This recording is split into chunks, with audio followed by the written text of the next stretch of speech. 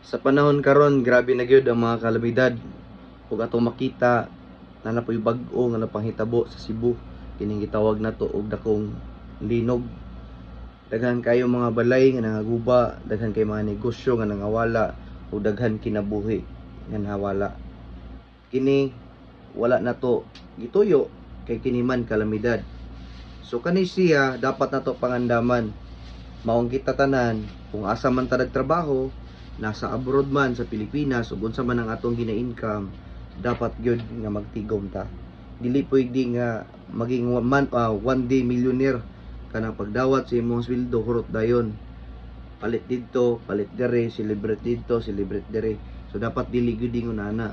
Kailangan kita magtigom, magtigom para pagabot sa panahon kung sa may mga kalamidad maabot sa atong kinabuhi, dapat naatay kwarta nga nakaandam para kung unsa may mahitabo sa ato ang future natay pangsagang.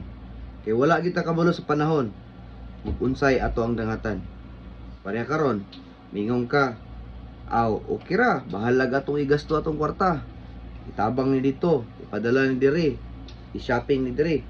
Kay napamay sunod bulan. Ayaw tao na buhata. Ayaw paging one day millionaire. Kay mo lagi, lisod kayo. O dali sa Davao City, sunod-sunod ang mga sunog. O kana, wala man nagituyo. Hinoon, ang katangaan na ning uban, maning madamay ang tanan, pero wa magitay mahimo ana og mahitabo na siya. So, ang importante gid diha, kung na kay sweldo, dapat na jud kay matigom. Dili pwede nga ihurot nimo sa imong mga luho. Dili pwede nga ihurot nimo nag-shopping. Dili pwede ihurot nimo nagwaldas. In short, one day millionaire ka. Ayaw gid pagingon ana, kay ngano man ikaw ra gyapon ang mag-suffer. Ibutang nato, sige walay mga kalamidad, walay mga panghitabo nga kalabutan sa kwarta, pero ang pangutana sa imo ha, kining pag-abot nimo og senior na ka, ready na ba ka?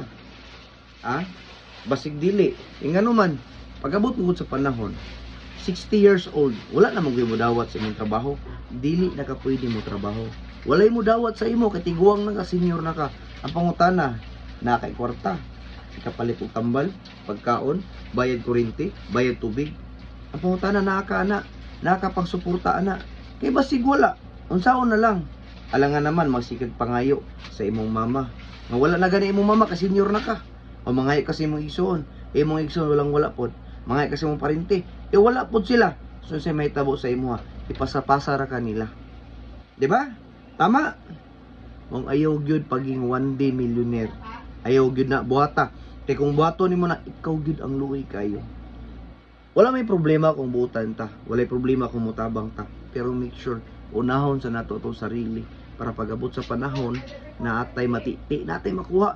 Kay ngano man, kung natay problema dili man gyapon makatabang ng uban. Ug mangayo bitaw kay pagkaon, gawa kay pagkaon, dili man pud nila matagaan kay sila pud utrong walang wala. Ha? Nakasabot? O na ako ang tambag sa tanan? Maski pag naka sa abroad, maski pag seaman ka, maski pag engineer ka, maski pag doktor ka, maski pag unsay mong gibuhat, maski pag negosyante ka, kailangan jud ka na magtigom og kwarta.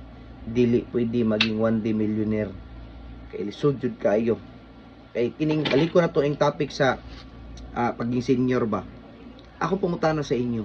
Kay ngano pagabot sa sinta, nyawa kay tigom. Mayon tagmamatay ka dayon.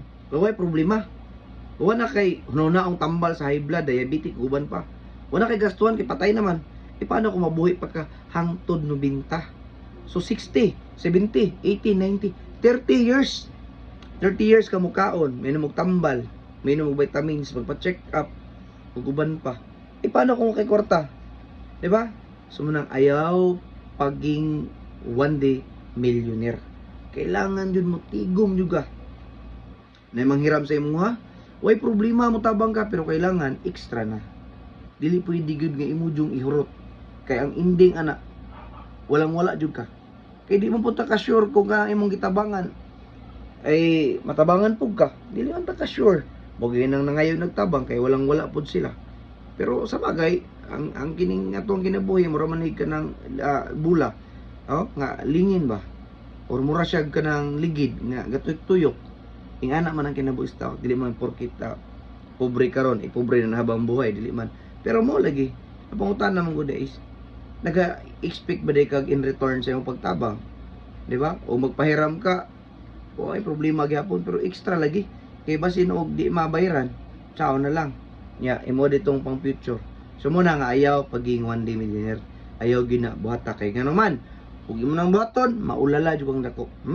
Maminaw gid sa kuha kay daghan na kay kog na kita nga luoy kayo ang kanang pagkatigulangon nila bagi pasapasa sila. Natambag nako, ayaw paging one day millionaire.